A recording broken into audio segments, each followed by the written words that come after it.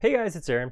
We're going to carry on with this dynamic component fence example right now. We're going to go ahead and put some pickets on it, some vertical slats, I know there's all kinds of names for them, but we're going to put those up and down pointy pieces on it.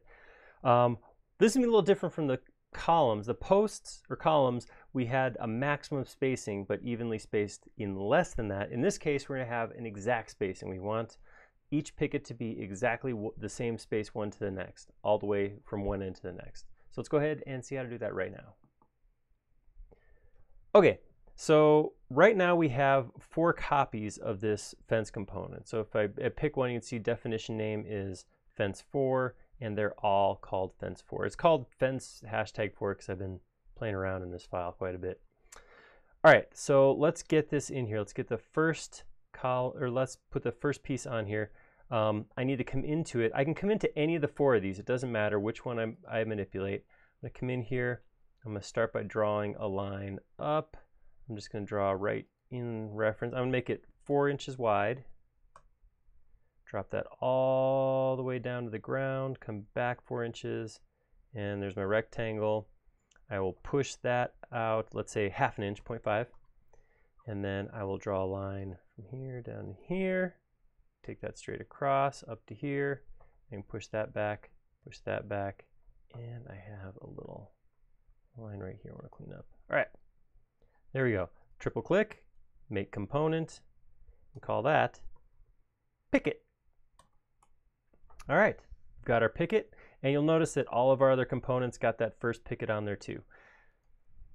So now we need to go in and set a little bit of code here to tell where to put the picket. So again, I'm not going to enter it. I'm not going to click to enter. I'm just going to work on this from the outside. I'm going to go to my picket. I'm going to tell it first thing, I'm going to force the width again because I'm going to plan on using my scale tool to resize the fence. So I'm going to force my length X to be equal. So it tells me it's 4 right now. I want it to be equal to 4. Enter. Okay. Now let's figure out copies. Go click copies.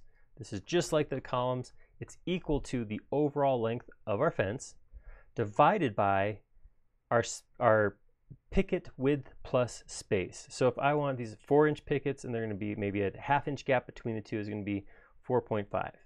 And I'm going to hit enter. All right, I need 127 to cover the whole thing. Now I'm going to go in and tell it where to place it.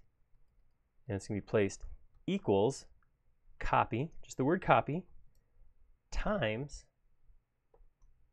and then what's our spacing? 4.5. Hit enter, and there we go. We get a bunch of pieces across there. Now you'll notice that as soon as I did that, this side got copies, the other 4 sides didn't. If I pick on this one, I can tell this is fence number 5, where this one right here is fence number 4. That's odd, huh?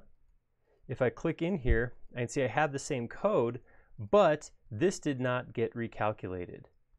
So this one got calculated because I updated the code and hit enter. This one did not, so it stayed the same.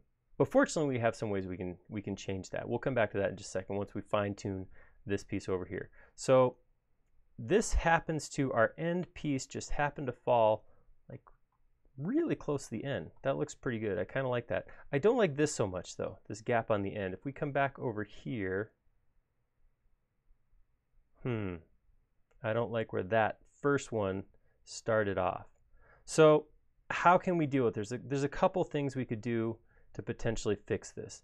Let's come in here and let's see. If I was to, we got 2 inches over here. So one of the things I could do is I could tell it to take 2 inches off my spacing. So I could say my position, I could put -2 plus copy 4.5. That's going to scoot the whole array over 2 inches and then pick up that 4.5 inch spacing. What does that do down on this end? Well, it leaves us a little bit short because the calculation originally was planned for the width of the fence, and I just added 2 inches to that width.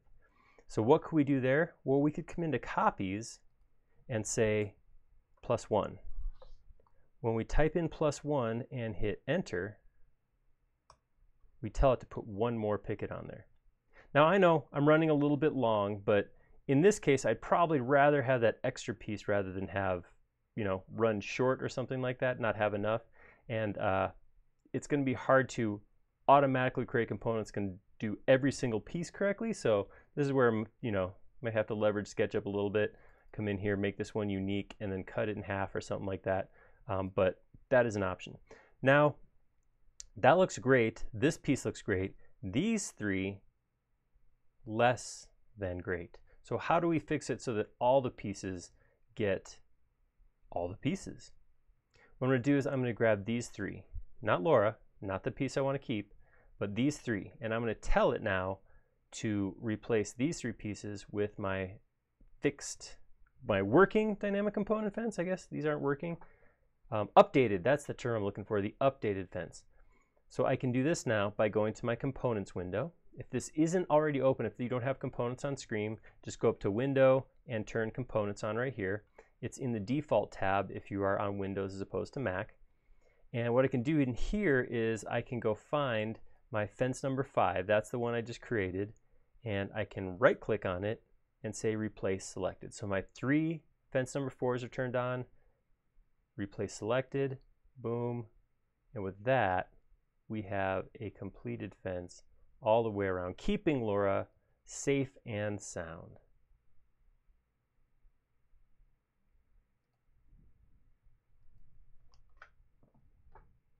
All right, hopefully you like the way that turned out. I'm kind of thinking there's even a couple more things we could possibly do to this fence. What if we actually took the whole thing, all 4 pieces, this rectangle, and turned that into a dynamically stretchable component also? So we had just that square fence and we just put it wherever we want. Would you like to see that? Let me know down in the comments below. And if you haven't already, if you did like this video, click on like. That way we know we're doing a good job. And if you haven't, please subscribe. We create several videos a week and you'll be notified of them if you subscribe. Most importantly though, like I said before, please leave us a comment. Let me know if we should keep going with this, and let me know if you have other ideas for videos. Most, if not all, of our content at this point is derived from comments from viewers like you. We like making these videos a lot. We like them even more when they're showing something you want to see. Thank you.